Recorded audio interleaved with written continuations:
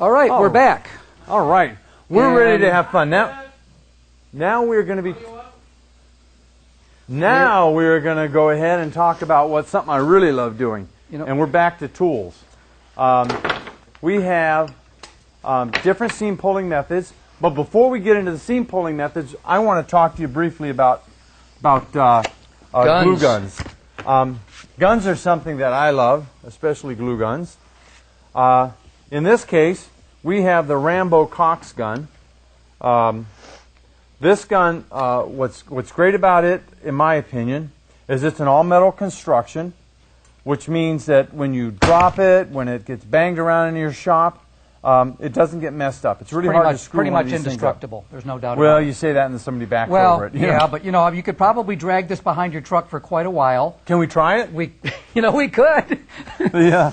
But no, I would think that this one would hold up, actually. I'll tell you what I like about this gun, and I do own this gun myself, is that you can put a cartridge in here, and even if you have a blowout, it's so easy to get at and clean. It's easy to get the glue that hardens on it and get it cleaned out.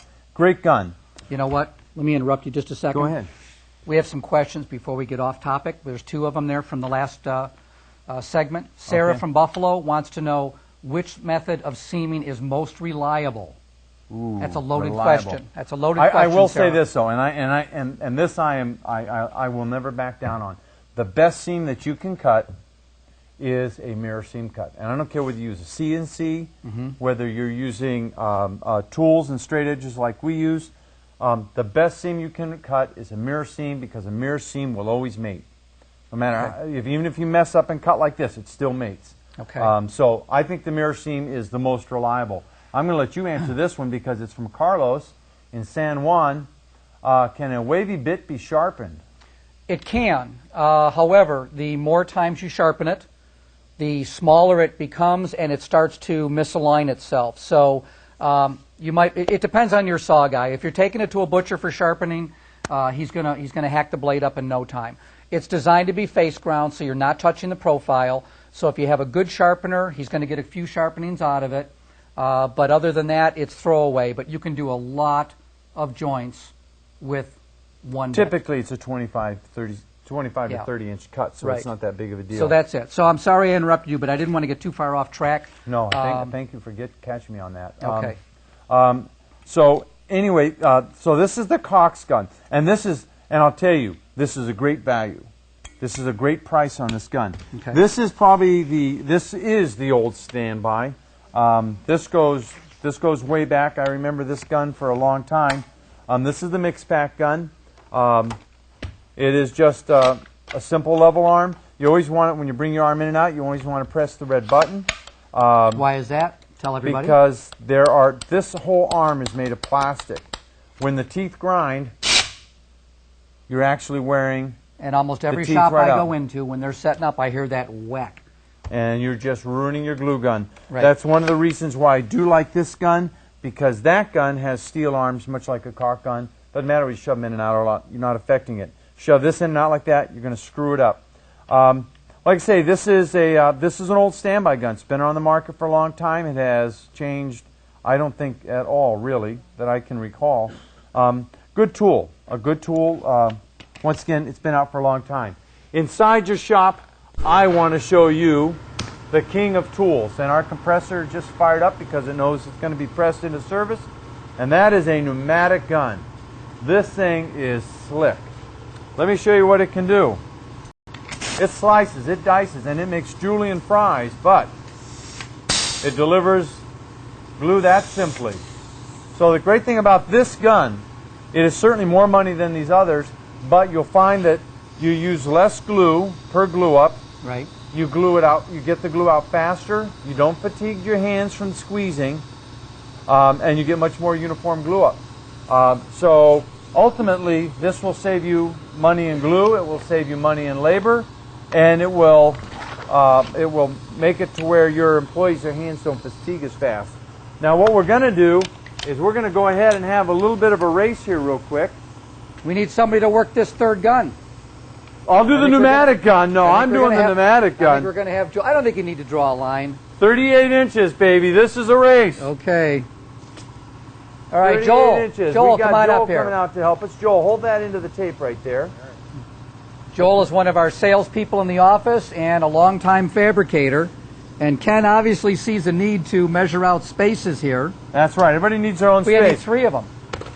No, because you and I are going to run up the edges. We know that's 38 okay. inches. All right. He'll run there, and that'll be his. All right. So, we'll go ahead and we'll pop our cartridges in. And what we'll do... All right. Now we can get our glue to the tip, right?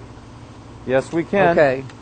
Now we haven't purged these either, but for this it doesn't matter. Won't matter. But I want to have, there we go. Okay.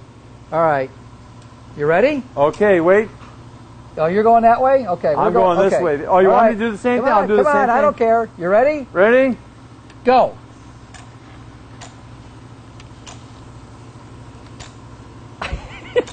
As you can see, I don't do this for a living. Oh, I beat everybody. And look how consistent my stream is. Yeah. Definitely not consistent. My stream is very consistent and uniform. Joel is all over the place. Right. John is weak in the beginning.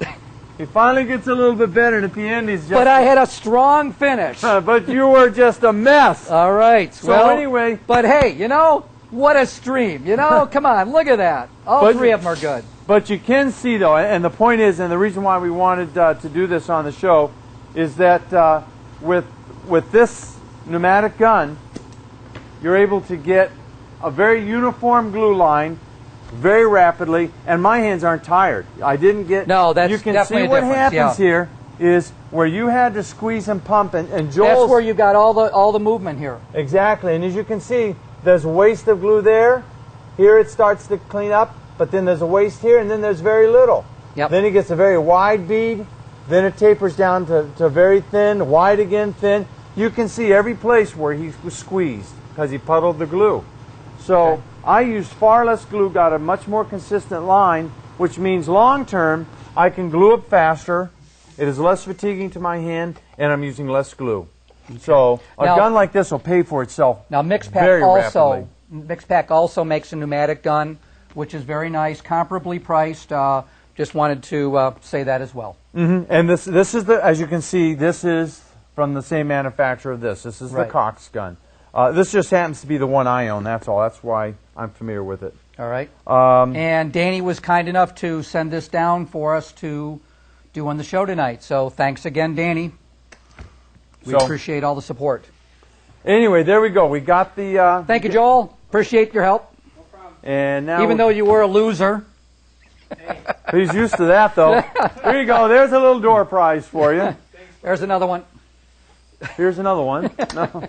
Let's get this out of the way. Very good. We'll just set these on the floor. There we go. All right. Okay, what are we going to do now, Ken? We're going to really mess this place up. Okay. Okay, what we want to do, and man, we are running out of time. Yeah, very quickly, very quickly. We need the Danny clamps and those white blocks. Joel, do you know where those ended up? Okay. Oh, don't both go off the stage. No, I'm right here. You're right there. So and get I'm these just getting set the up. hot milk gun. There you go. There should be 2 more white. Right there, right by the Bessie clamps. Okay. Okay. Now this is probably to a degree very old technology within the industry. I need the other Bessie too. And what we're going to do, we used to make these blocks out of solid surface a long time ago. Now we have them made out of nylon. The benefit to the nylon is that the nylon, the adhesive doesn't stick, the hot melt doesn't stick to it or bond as well, although it will bond as much as we need it to. And those will be about 6 inches apart, Ken. Correct. 6 inches apart, Ken. Right there. And that's no, 6 inches? 6 inches apart, Ken. Like this, 6 inches apart.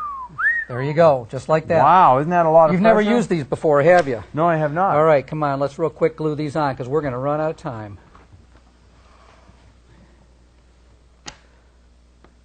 These have a little angle on them to help hold the Danny clamp as well. It's always a pleasure to watch a professional at work. Absolutely. It's certainly not me because all I've learned is by osmosis. I'm going to use Der Platten spanner here. While John is doing that, I'm going to go ahead and start to set up my Bessie clamps. You can see what he has to do to set his up. These are manufactured by Bessie. Tom left these with us last week, and these are really slick. You know, there's actually a story behind this. On a jet flight one time, a Bessie engineer happened to be sitting next to a person from DuPont, and a discussion started about seaming, and that's how these clamps were born. So these clamps were actually designed for the purpose of pulling solid surface joints. That's what we've been told. And the reason why they work so well, this will self-level the sheets. You can see right here the notch.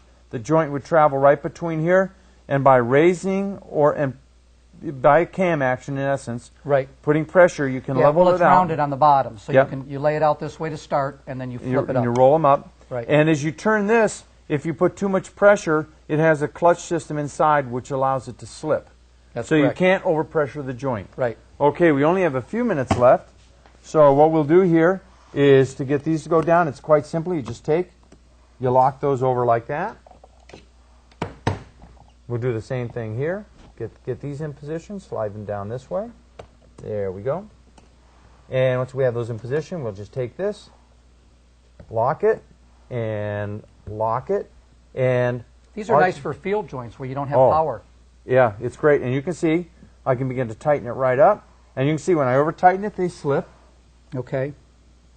So you can see I can tighten them right up. And when I get too much pressure, the disc slides just slightly.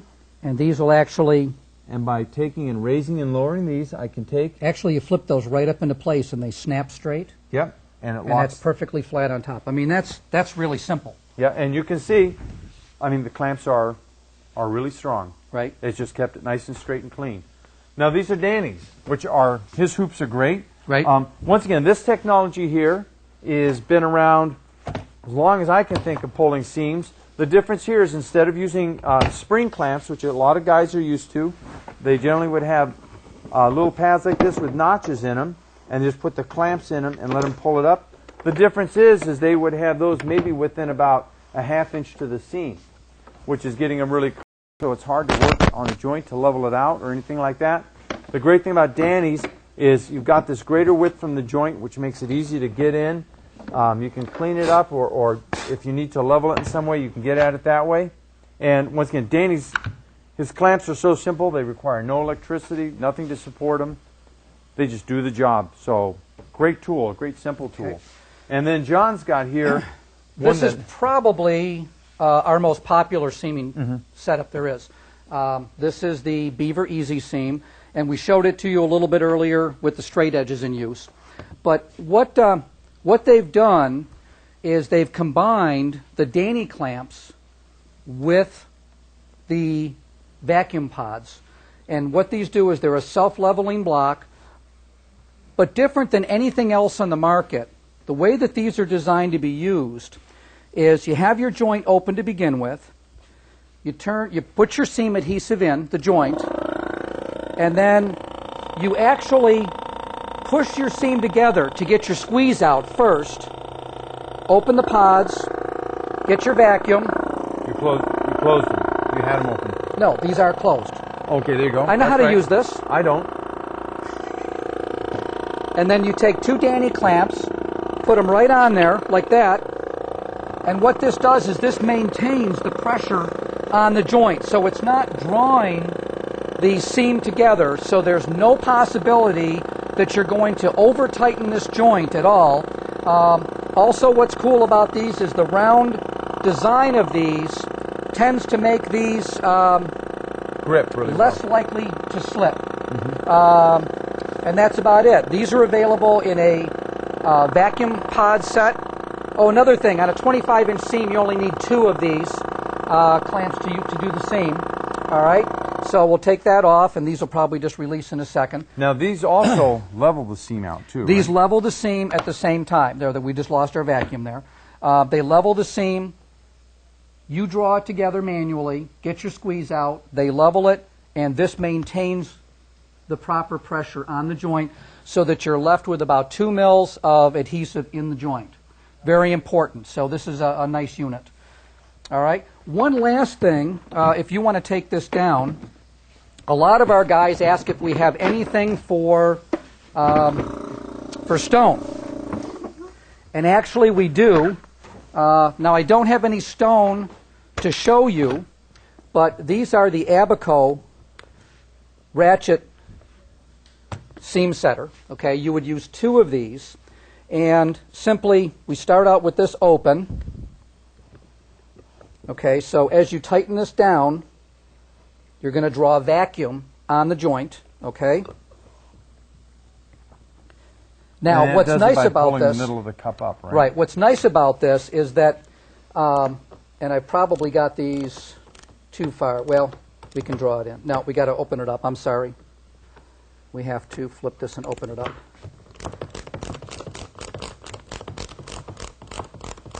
They have to be closed to fit in the box. Okay, so we'll take the vacuum off of this one, and we'll just slide these together.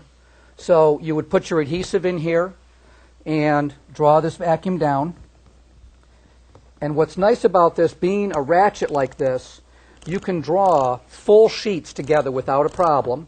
Okay, and then you can use this leveling foot to level the joint, right over the joint. Mm-hmm. Just push that down to level it, put 2 on it, bam, you're done. Could you use this with solid surface? You probably could, but I don't know. You have to be really careful about overpressuring it. Yeah, I think so. I mean, I think this is really, it's over-designed. It's designed for stone, and that's what I would limit it to. But you can easily pull the joint together. You can level it. It's simple. They're relatively inexpensive, and they require no air, no electric, nothing. All right? Fascinating. I've never seen those before. Okay. Now, we have showed you a lot of tools this week on the show.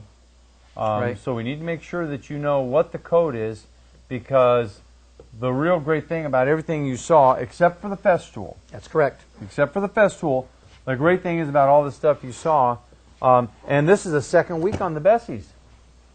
That's right. Yep. But on everything you saw, you will get 10% off if you mention this code when you buy this week, and that code is?